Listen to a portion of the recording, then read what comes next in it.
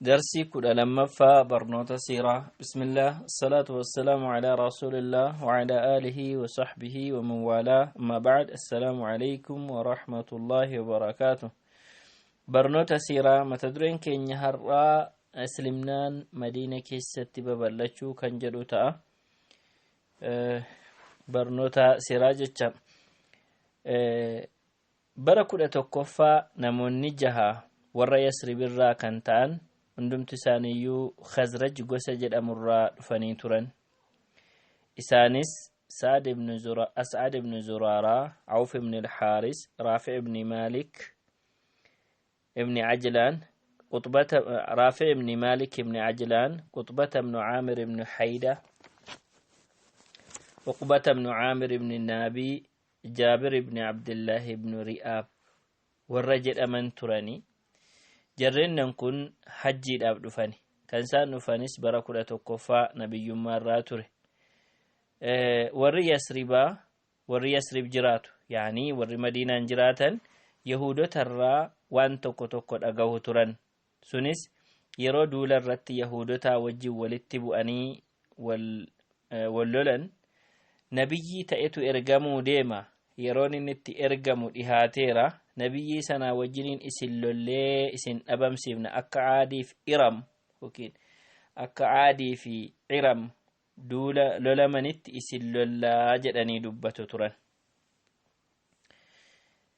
jarri kun egaa kana dhagahaa turan haa ta'u malee egaan gaafa dhufanii jarri bakka aqabaa mina jedhamu gahan yaani warri madiinaa kana quba qabu jarreennan kun jahan achirraa dhufanii gaafa aqabaa minaa gahan ergamaan rabbii halkan jara bira darbuu deeme isaan dubbatan dhagahe sagalee jara dhageenyaan jara bira deeme eessaa dhuftan isinii jennaan nuti warra khazrajii jedhaniin warra yahuudota wajjin jiraatu moo yookiin isaanii walii kakatee wajjin jiraatu moo jedhaniin ergamaan rabbii jechaadha jennaan jarri sunis eeyyenii jedhan san booda rasuulli rabbii alayhi salaatu wassalaam teenyaan isinitti dubbachuu hin danda'aree jennaan jedhanii eeyyeni jedhanii ta'anii san booda rasuulli rabbii alayhi salaatu wassalaam maalummaa islimnaa itti himanii quraanatti qara'anii gara islimnaatti jara waaman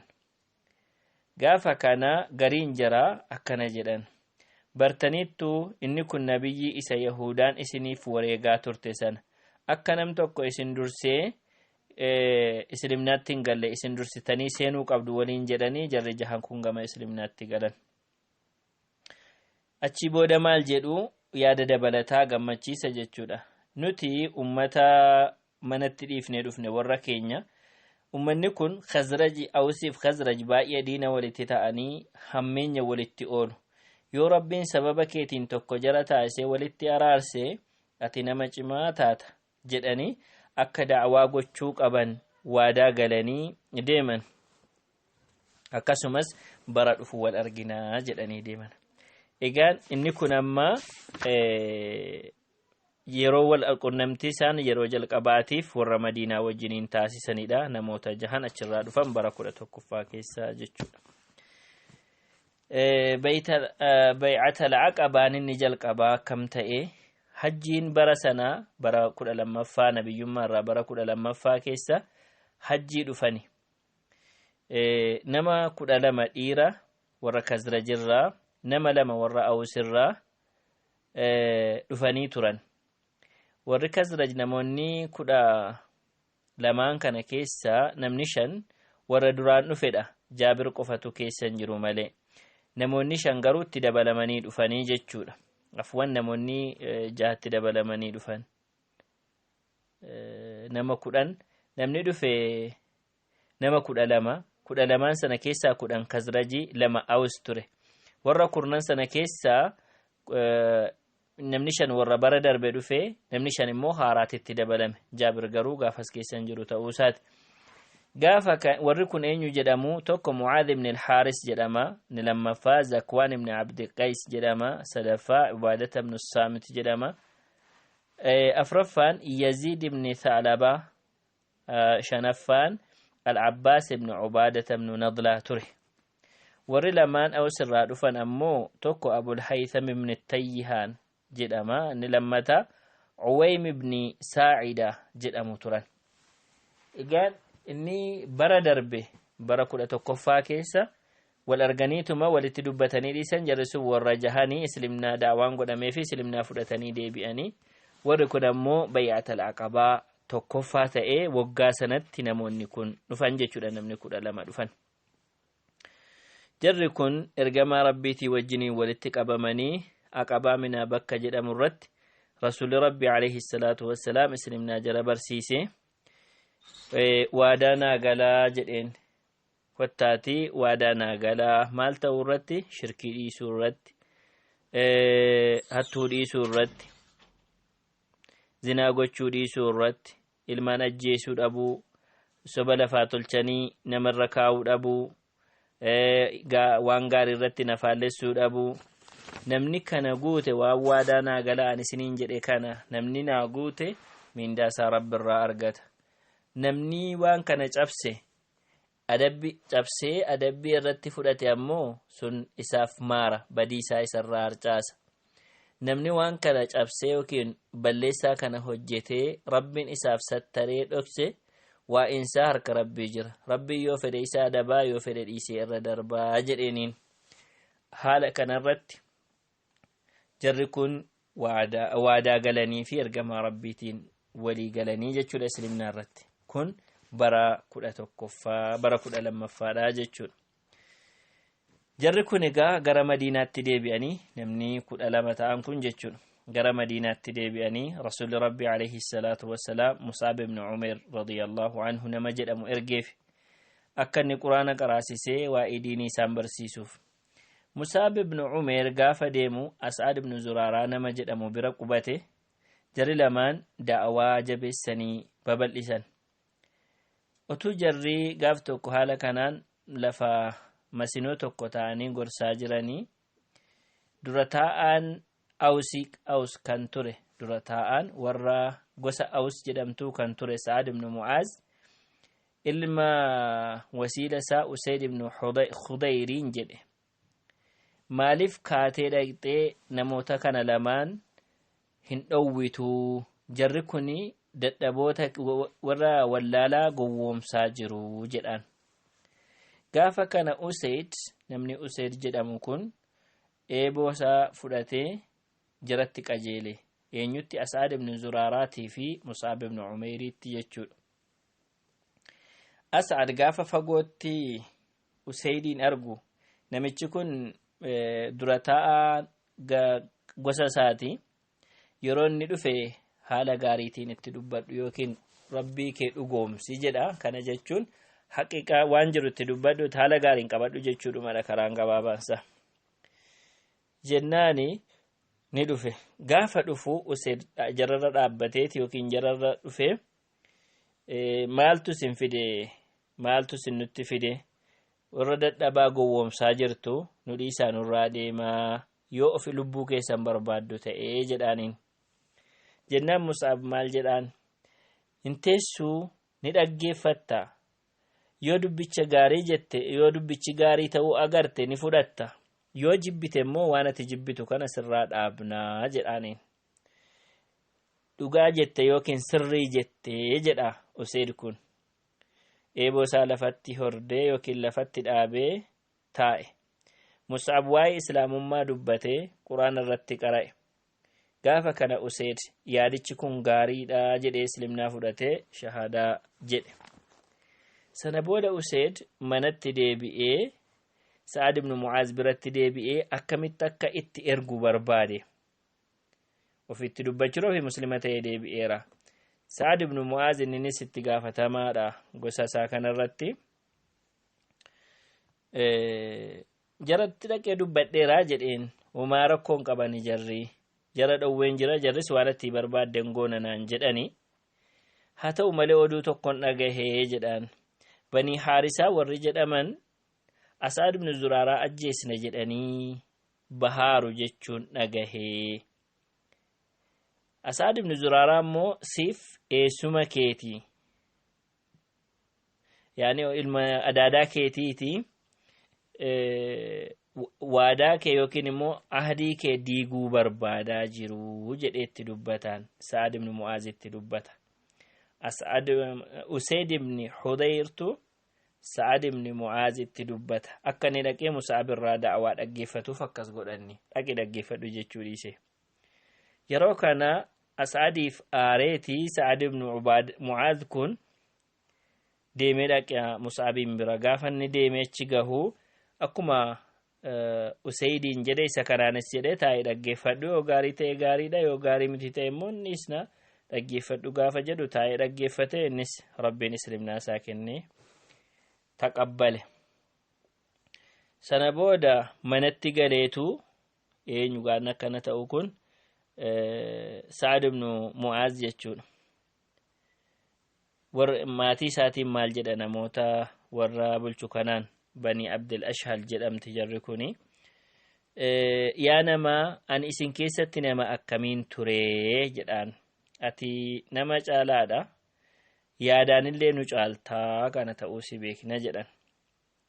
Jennaan dhiira keessanittis ta'e dubartii keessanitti dubbachuun anarratti haraama ta'a yookiin isinitti hin dubbadhu. Hammas Rabbiif ergamaa isaatti amantanitti jedhaan.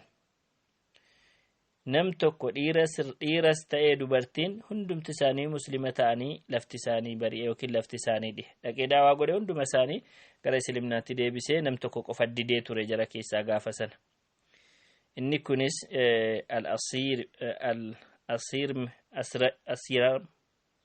Asiiram jedhama. Usayram jedhama. Inni kun hin ture xinnoo Islaamnaan isaa hanga guyyaa Uhudiitti ture jedhama. Gaafti kun akka ta'e yaani gaafa sana guyyaa sana wajjiniin musliman taane boodarra hafee muslima ta'e xumurarra garuu shahiidee ta'ee du'e namni kun. Yaani horteen Sa'ad ibn Mu'aaz yookiin immoo gosti isaa qabiilaan isaadha hundumtuu muslima ta'aniifi jechuudha. Haala daawaan itti bal'ate. Eega daawaan bifa kanaan babal'achuu jalqabe booda Mus'ab ibn Umayr gara Makkaatti deebi'uutu hajjiin hin ga'in dura gammachuu kana dhaqee ergamaa Rabbiitti himee jechuudha. Bara 13ffaa nabiyyummaarraa bara 13ffaa keessa warri Madiinaa muslimootaa fi mushrikoonni hedduun hajjii dhufan. Musliimoonni waan ergamaa Rabbiitiin Makka keessatti otuu isaan gaara keessa ari'amanii sodaachifamanii dhiisnee hin galluu fudhannee galuu qabna yaada jedhu murteeffatanii dhufan. Dhuskaatti isaanii wajjiniin walitti dhufanii. Ammas akka walga'ii dhokatanii walgahii taa'an guyyoota ayyaama tashriiq keessa akka halkan walgahii taa'an walii galan. Sunis jamratul aqabaa biratti jechuudha. Gaafa yeroon beellamaa gahu hundumti isaanii rafanii ummata isaaniitii wajjin. Yaani musliimoonni Madiinarraa dhufan mushrikoota warra dhufan sanaa wajjiniin bakka tokko ijaarratanii jiru waan ta'eef jaruma keessaa rarrafan. Gaafa halkan keessaa harki 3 darbu inni jalqabaa sa'aatiin 4 naannoo sa'aatii 4 jechaadha. Loohanii nam tokko nama lamaan osoo bahanii dhaqanii iddoo Aqabaa jedhamu biratti walitti qabaman. Gaafa kana jarri nama 73 dubartoonni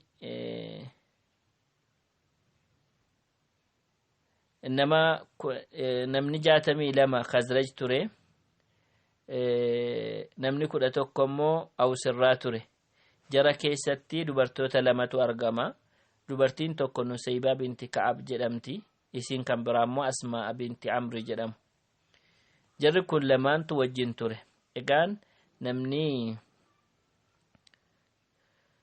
73 kun isaan biratti walitti qabame jechuudha.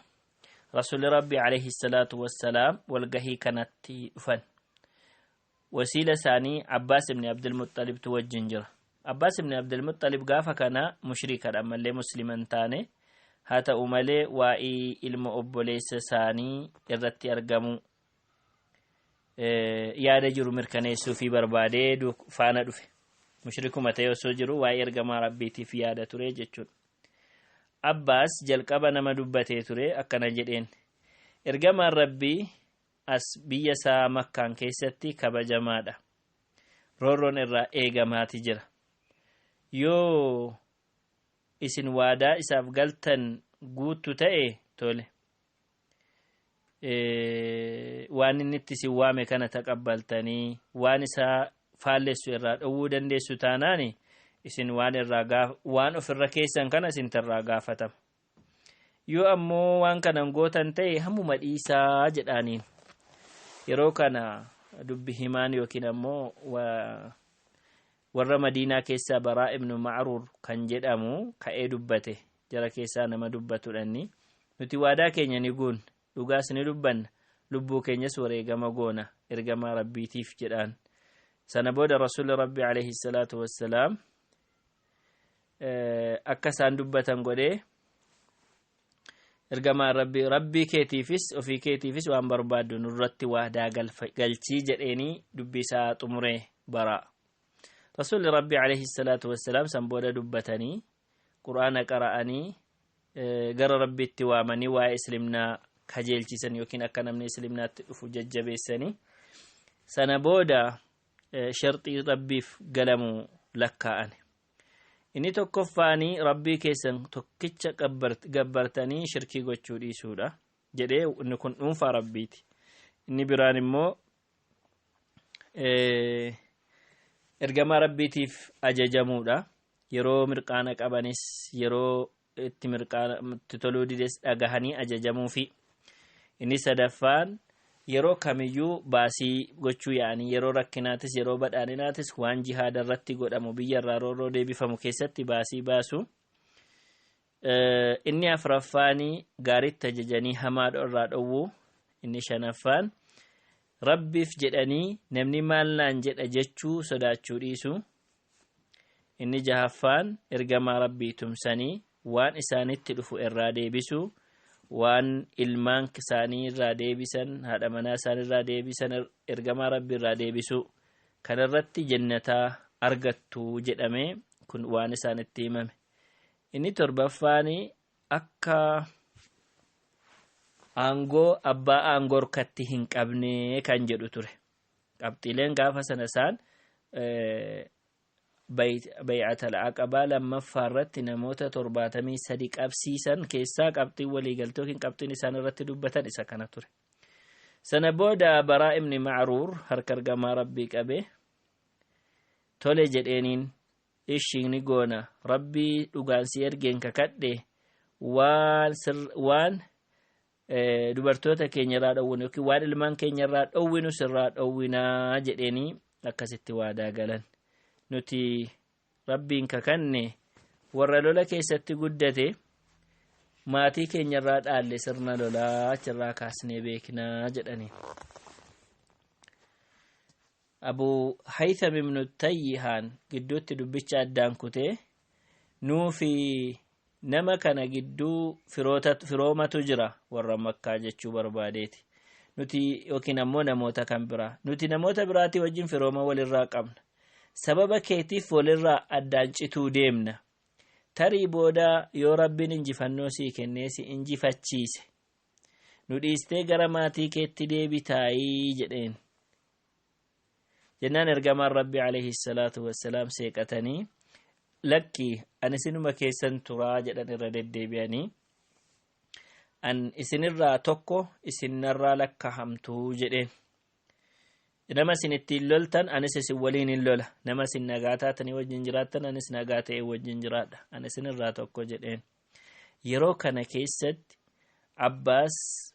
al-Abbaas ibn Ubaadah ibn Nadlaa namni jedhamu dubbii jalqabee maal jedhaan yaa namaa beektuu jedheeniin waan irratti nama kanaaf waadaa galaa jirtan quba qabduu jedheen.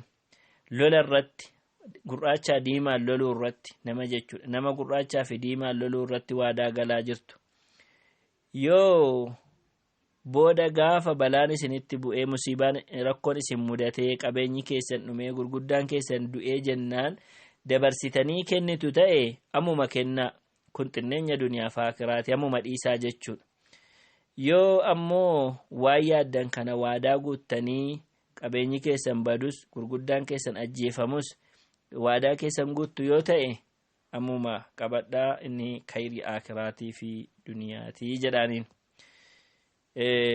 Jennaan warri Madiinaa kun maal jedhu nuti balaa nu mudatu irrattis gurguddaan keenya dhumuus nuti ergamaa rabbiitiif waan waadaa galle ni guunnaa jedhaniin. Sana booda yaa ergamaa rabbii maal arganna mootii yoo akkas goone jennaan jannata argattuu jedhan. Sana booda jarrinis maal jedhuuni harka kee diriirsi waadaa sii gallaa jedhan. Gaafa jarri waadaa sii galla jedhanu kana gidduutti As'ad ibn Zuraaraan harka ergamaa rabbii qabee yaa warra Yasribaa nuti kan gaalaa fe'annee as dhufnee fi ergamaa rabbii ta'uusaa beeknee kaanee dhufne. Amma Nabi Muhammadin biyya Makkaa keessaa fuudhanii baa'uu jechuun Araboota hundaan wal loluu jechuudha. Namni gurguddaan ajjeefamuu jechuudha. Seefiin nyaatamuu jechuudha jedheen. Yoo inni obsitu ta'e kanarratti obsitanii tumsitu yoo ta'e fudhadhaa mindaan keessan rabbirraa. Yoo ta'uu baate ammoo ammumarraa dhiisaa. Dhiifama isinii gochuutu mala rabbiin isa kana malee fuutanii geessitanii gatuun qabduu gaafa jedhan. Gaafa inni jedhuuni As'ad ibn Zuraaraa fuudha harka kee nu jalaatii fuudhi jedhanii waadaa galaniif rasuula rabbiitiif alayhi salaatu wassalaam. Bakka kanatti namni jalqaba waadaa ergamaa rabbiitiif gale As'ad ibn Zuraaraati jedhama. Inni kan biraan immoo Abul Haytham ibn Tayyihaan warri jedhus jira. Kaan Baraa ibn Macruur kan jedhus jira. Dubartoonni lamaan achi keessa jiran gaafa kana akka isaan itti waadaa galan fagootti malee harkaan wal qabanii miti. Warri kun garuu harkaan wal qabaniiti waadaa galanii jechuudha. Egaan jalqaba bara 11ffaa keessa wal arganii nama 6tu dhufe. Bara 12ffaa keessa waadaan taasifame nama 12f. Bara 13ffaa keessa gaa namoonni amma kana baay'atan dhufanii jechuudha. Egaa namoonni kun akkasitti waadaa galanii ka'anii rasuulli rabbii alayhi salaatu wassalaam bakka bu'oota 12 filadhaa naa kennaa. Jarri kun bakka kafiila ta'u yookiin itti gaafatamtoota ta'u gosoota isaanii keessatti naa filadhaa naa kennaa jedhanii gaafatan. San booda nama 9 gosa Khazraj jedhamurraa filatanii nama 3 immoo Awus warra jedhamurraa filatanii. Warri Khazraj irraa filatame tokko Sa'ad ibn Ubaadah ibn Daliim, lammaffaan As'ad ibn Zuraaraa, sadaffaan Sa'ad ibn Rabii' ibn Amr, afraffaan Ubaadah ibn Abdullah ibn Rawaaha ibn Tha'laba, shanaffaan Raafi' ibn Maalik ibn Ajlaan, jahaffaan Al-Baraa ibn Macruur ibn Sakhr, torbaffaan Abdullah ibn Amr ibn Haram, saddeettaffaan Ubaadah ibn Saabit ibn Qays, saglaffaan Al-Mundhir ibn Amr ibn Khunays. Warra Awus irraa kan filatame Usayd ibn Hudayr ibn Simaak, Sa'ad ibn Khaythamata ibn al-Haaris, Rifaa'ata ibn Abdul Mundhir ibn Zubair, inni kan biraan immoo yookiin Abul Haytham ibn At-Tayyihaan warri jedhan jiru. Jara kanatu filatamanii jechuudha nama 12. Gaafa filmaanni kun raawwatu rasuulli rabbii alayhi salaatu wassalaam akkas jedheen isin ummata keessanii fi bakka bu'oota akka hawaariyyoonni nabi Isaaf bakka bu'an isin bakka bu'oota ani immoo ummata hundarratti bakka bu'a miti jennaan tolee jedhaniin jarri kun. Haala kanaan waliigalteen bay'atal aqabaan waliigalteen lammaffaa kan aqabaatti taasifame xumurame. Waliigalteen kun jireenya ergamaa rabbii keessatti kan kallattii seenaa isaaniif jijjiire ture asirratti hundaa'ee tumsi dhufe xumurri geggeeffan injifannoon dhufe jechuudha. Kanaaf iddoo guddaa qaba ture inni kun. Gaafa waliigalteen kun raawwatamu namni adda faca'utti dhiyaatu shayxaana keessaa tokko bare akka walga'iin taasifame. Baay'ee iyyisaa kan takkaan dhagahamne ta'e. Yaa warra goojjoo yookiin ammoo dunkana dhaabbattanii jirtan Muhammadii fi warra amantii isaanii gadhiise hin qabdanii jarri kun isinii loluu irratti waliigaltee taasisaa jiru jedhee iyye egaa shayxaana jedhu isa kana rasuuli rabbi alayhi salaatu wassalaam rabbiin kakadhe yani namumatu isa kanaan ibsama jechuudha namumatu shayxaana jedhame ibsama rabbiin kakadhe siifan qophaa'a qoy inna haftuuti siifan qophaa'a jedhaniin sanbooda rasuuli rabbi alayhi salaatu wassalaam akka jarri bibittinnaanii bakka mana isaaniitti deebi'anii dhaqanii rafan taasisanii jarris deebi'anii rafan lafti bariinaan qurayshoonni warra madiinaa kanatti dhufani bakka isaan qabatanii jiran hajjiirra jiru jarri minaan bakka sana qubatanii jiru waan ta'eef ayyaamut tashriiqidha yeroonsa ragaa isaanii mirkaneeffachuuf dhufnaani warri mushriktoota maal jedhu kun dubbii sobaatii kun waan argamee beeku miti jedhaniin nuti as ciisne wajjiriin ciisne kunoon waliin jiruuti wanti kun hin taasifamne jedhan musliimoonni ammoo hin callisanii mushrikoon warri qurayshoota yaada mushrikoota madiinaa taqabbalaniitu madhiisanii deebi'an xumurarraa akka dubbiin kun dhugaa ta'e gaafa mirkaneeffatanu warri fardaan lolu warra yasribaa yookiin warra madiinaa faana bu'anii barbaadaaf fiiganii barbaadutti ka'an warri biraa deemaniiru jara keessaa Sa'ad ibn Ubaadaa fi Munzir ibn Amri nama jedhamu qaqqabuu gaafa ka'an Munzir jara harkaa fiigee ba'e Sa'ad ammoo qabanii fudhatanii makkatti galan reebanii mataasaa harkisanii rakkisanii sanbooda Muxim ibn Adiyyi fi Haarith ibn Harbi namni jedhamu irraa baasanii maaliifi namni kun yeroo nuti Madiina irra dabarru qabeenya keenya wabii ta'ee nu dabarsa waan ta'eef nama kana gadhiisaa jedhanii achi booda gadhiisanii jarri hundumtuu Madiinatti deebi'an eega waadaan kun taasifame booda haalli jiru mimmijaa'eera waan ta'eef musliimoonni gara Madiinaatti godaanuu barbaadan akkuma waliigala musliimoonni marti akka godaananu isaaniif mijaa'e gariin sahaabotaa garuu waliigaltee kana dura godaananii turan gariin isaanii jechuudha maaliif jennaan rasuuli rabbi alayhi salaatu wassalaam bakka musliimoonnitti godaanu argarsiifameen jira jedhanii dubbataniiti himanii turan suni ardii yookiin biyya tamriin itti baay'atudha yamaamaa yookiin madiina ta'uu natti agarsiifamee jedhanii dubbatanii turani haala kanaan gaafa baran madiinaan biyya tamrii qabdu yookiin biyya gaara gurguddaa lama gidduu kattaa lama gidduutti argamtu iddoo sana ta'uun natti mul'isame jedhanii dubbatanii jennaan sanarraa ka'anii musliimoonni achi goggodaanuu jalqaba namni madiina makkarraa gara madiinaatti godaane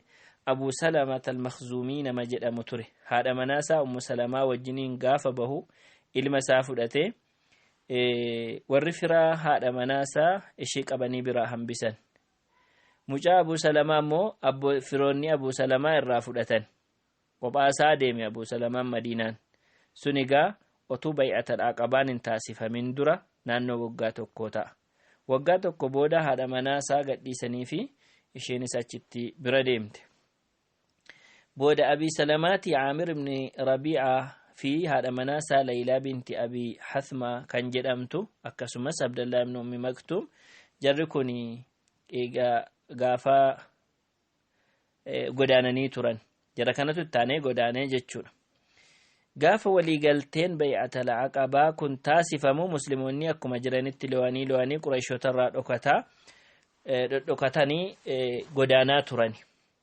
hamma gaafa Umar dirree bahee abbaan of barbaadde naa bahi jedhee akka godaanaa jiru beeksise sahaabota nama 20 jedhama nama 20 fudhatee godaane gaafa kan isaa wajjiniin godaane sahaabota 20 jedhama hamma sanatti dhokatanii godaanaa deeman musliimoonni hundumti isaanii gara Madiinaa deeman warri ardii Habashaatti godaanes gara Madiinaatti deebi'e makkatti kanafe Abu Bakr Aliyyi fi Suheeb akkasuma Zayd ibn al-Haris namoota dadhaboo ta'an muraasatu achitti hafan kan godaanuu hin dandeenye gaafa Abu Bakr godaanuuf qophaa'u ergamaan rabbii suuta jedhii jedheeniin tarii rabbiin kun ayyamuutu malaa akkan godaanu jennaan Abu Bakr waan akkasii yaaddaa ergamaa rabbii tole jedhee farda lama wal'aanee qopheessee akkasittiin eegee jechuudha egaan سينا حفي اتقوتو وجنان قدر سيتانو والاتدابنو هذا وصلى الله وسلم على نبينا محمد